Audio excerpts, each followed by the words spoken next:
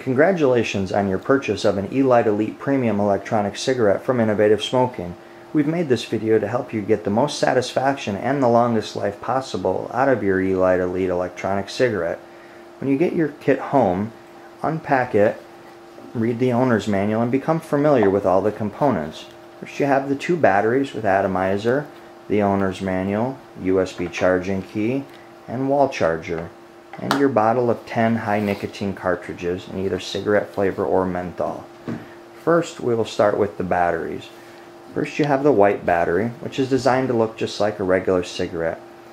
It has a red LED which illuminates at the tip while smoking.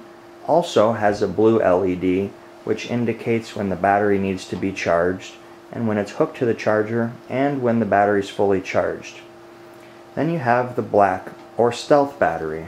This battery does not have the red LED that illuminates while smoking, but rather only a blue LED that tells you when the battery needs to be charged, when it's hooked to the charger, or when the battery has become fully charged. For now, we will discuss the white battery and how to use it. The white battery comes with the atomizer pre-installed. The atomizer has a dummy cartridge over it to protect it during shipping. Now normally you would take that off and discard that, but for now we will leave it intact to protect the atomizer. Now to charge the battery, you will unscrew the atomizer from the battery and put the atomizer in a safe spot. You'll screw the battery onto the USB charging key, using care not to over tighten it. Now you would install this into any USB port or the supplied wall charger. Once you put it into the supplied wall charger, it goes into any standard wall outlet. And the tip of the cigarette will flash blue when it's installed, letting you know that it is properly connected and it is charging. The USB key has an LED which will light red while it's charging to indicate it's charging, and when it becomes fully charged, that LED will switch to green. Now we will pretend that the battery is fully charged. We'll remove it from the wall charger, which you can leave in the wall, and unscrew it from the USB key.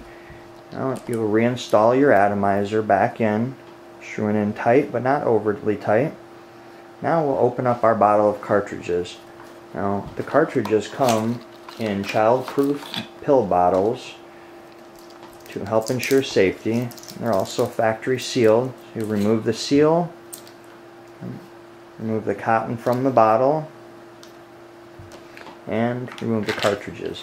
Now the cotton is there to keep the cartridges from bouncing around during shipping. Sometimes one of the inserts from the cartridge can come out if there's rattle around in the bottle. If that happens, simply reinstall it back into the cartridge.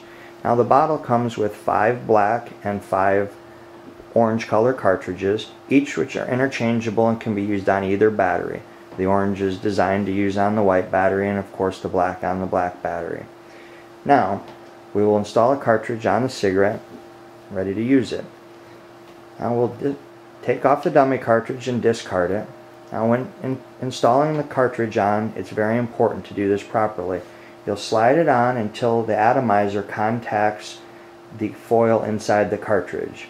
Then you will spin the cartridge while applying a slight amount of pressure so the atomizer cuts through the cartridge rather than push through it.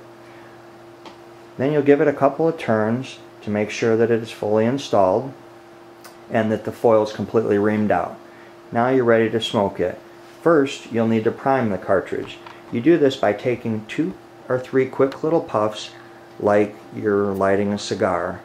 You'll notice a good amount of vapor comes, and then it's ready to smoke like normal. You want to smoke this like a regular cigarette. What I mean by that is you want to take time in between each puff like you would do a normal cigarette. By allowing a few seconds between each puff, you'll allow the atomizer to absorb the liquid from the cartridge and therefore give you a good amount of vapor each time you puff. If you take too many puffs in a short amount of time, it'll actually allow the atomizer to dry out, which will shorten its life and damage it. So it's important that you do not overuse a cartridge. When the vapor becomes significantly reduced, you'll know it's time to replace the cartridge. You should get somewhere in the neighborhood of 180 to 220 puffs out of a full-size eLight cartridge. So depending on each person and the size of the puff that you take will dictate how much you get, but each cartridge is designed to have roughly 180 to 220. So when the vapor becomes decreased, you will want to remove the cartridge, discard it, and install a new one. Do not try to get every last little puff out of each cartridge, otherwise you'll run the atomizer dry, causing damage to the atomizer. The atomizer is a wear-out item and it will need to be replaced periodically. Generally it will last a month or two depending on how much you use it and how well you treat it. To ensure the longest life possible from the atomizer, you want to use care not to drop your cigarette on the floor. You want to use care not to smoke it with a dry cartridge, or to take too many puffs back to back without leaving a couple seconds in between to allow the atomizer to absorb more liquid from the cartridge.